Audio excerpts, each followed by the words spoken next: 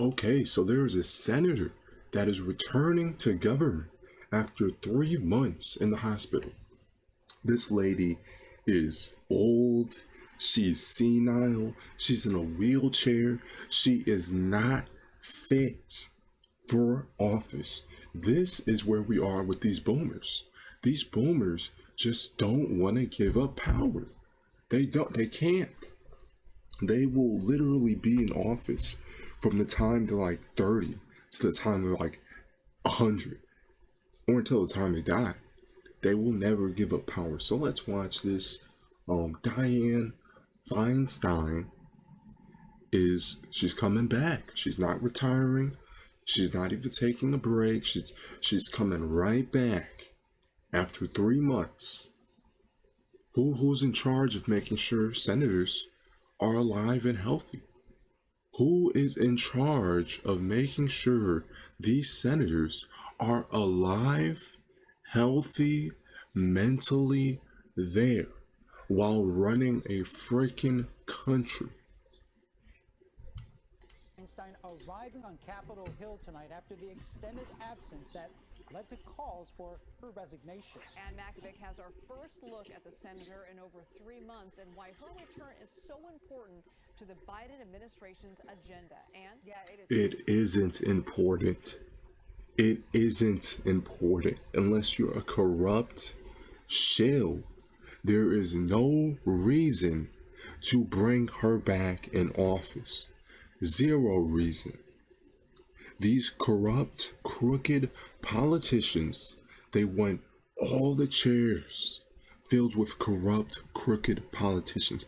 You can't have this lady be replaced by a younger, less corrupt guy, so you have to have it filled with a bunch of old men and women that had a lifetime of corruption under their belt.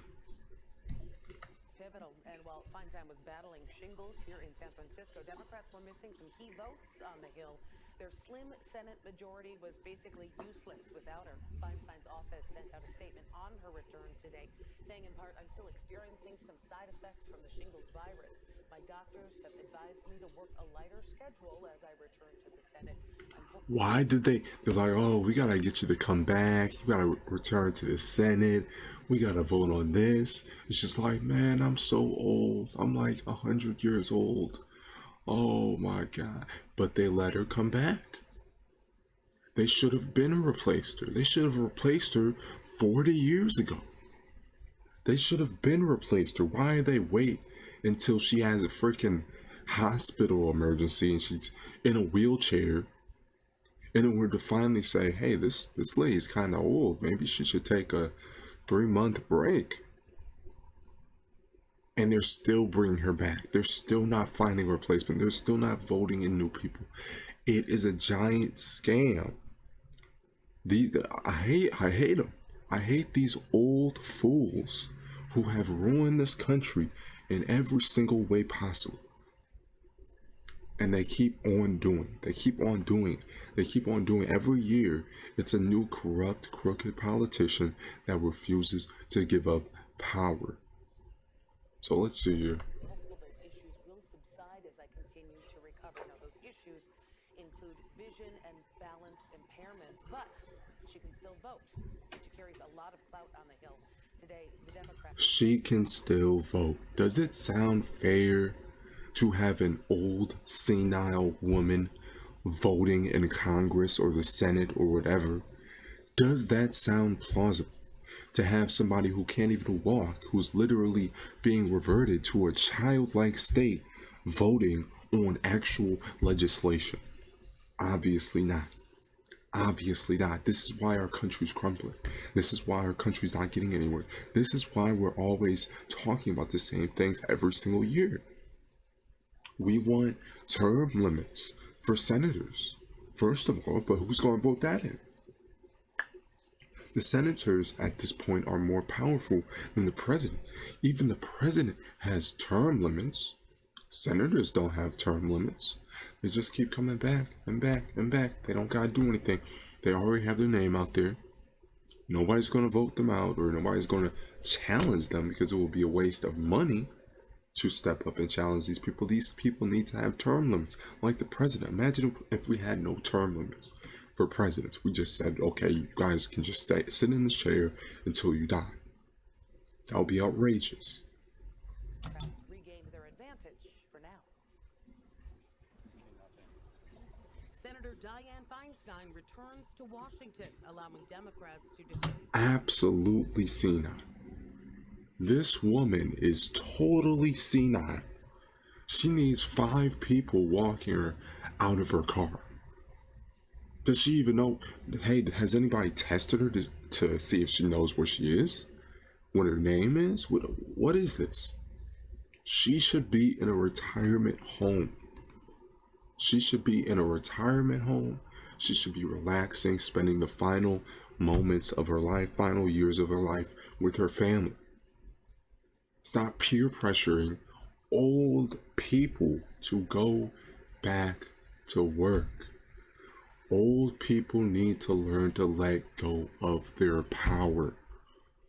You're too old.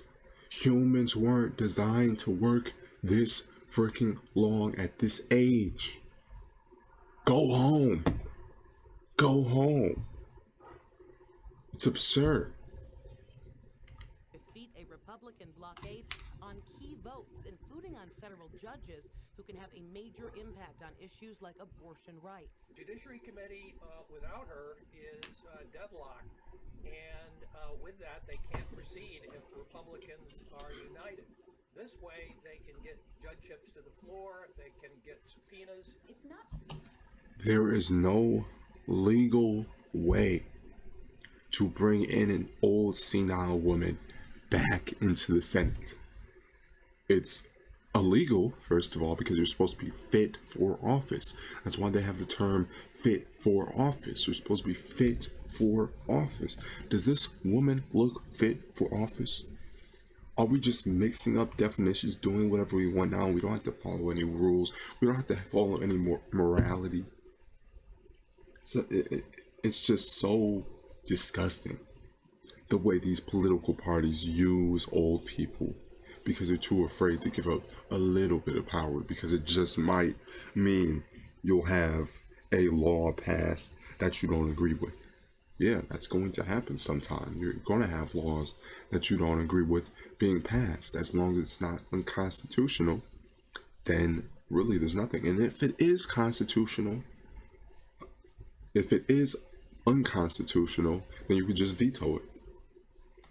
Only judges that have been stalled with her absence. Important here in California is also the confirmation of Julie Sue to become the first Asian American in Biden's. Who cares about the race? Who cares about the first Asian, the first Mexican, the first Hawaiian, the first? Who cares? Why are we using these communist identity politics? 50 years ago, people didn't call themselves, oh, I'm a person of color. I'm a person of color. That term didn't exist 50 years ago. It was simply black and white.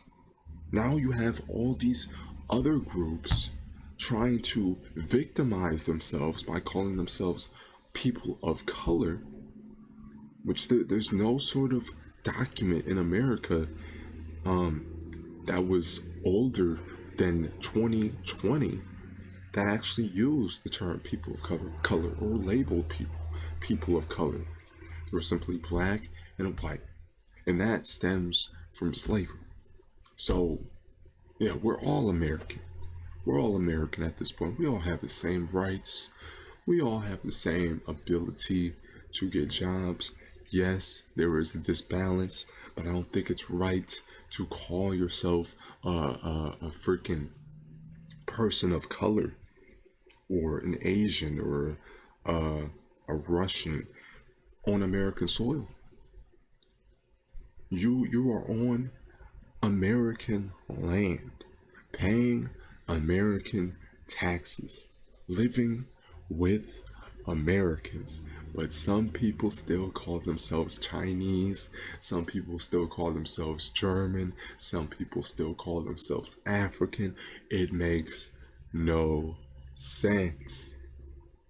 Makes no sense. It's divide and conquer, virtue signaling to idiotic people that have over emotional spots in their brain. This is where this country's heading. It'll just go into full blown tribalism. And what do you get after tribalism? You get wars, you get petty beefs, you get constantly on edge, looking over your shoulder, not trusting anybody. Social trust will plummet. Yes, we see she is clearly Asian, but that doesn't matter.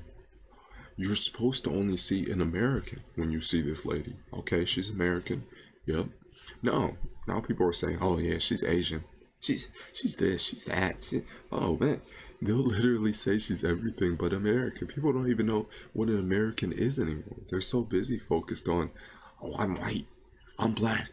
Oh, like, oh, I can't even keep up with this." And you expect me to care? I can't keep up with every single little tiny race in the world. So this is just abysmal. Abysmal. You don't hire people just because they're a different race or a certain race. You hire people because they're good at the job. And if you don't do that, that is racism. That is discrimination. That is discrimination, man. If you're just hiring people just to get the first of a certain race, just collecting different races like baseball cards, that's racism. Cabinet, which has also been stalled. She has a difficult time getting through that confirmation process, and absolutely needed Senator Feinstein to be there to advance her in this role. Senator Feinstein has been absent for almost 3 months, spending time in the hospital during a bout with shingles and then recovering at home.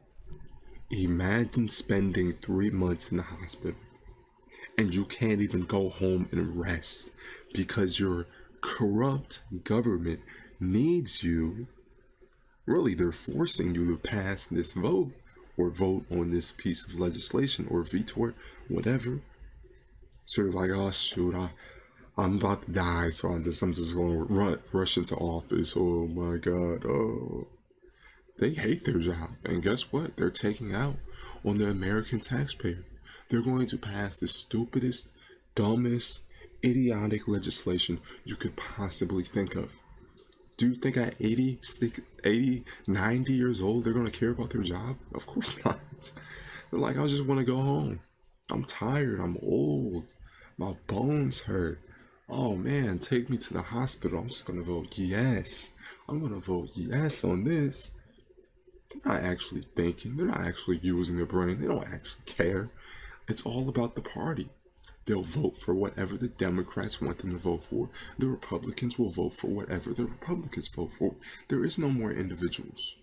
There is no individual office holders. You just vote for what the group thinking party wants you to vote for. It's groupthink. They're not independent living beings. They are mob mentality, left versus right, red versus blue, us versus them mentality. And even though she has returned, her health remains a concern.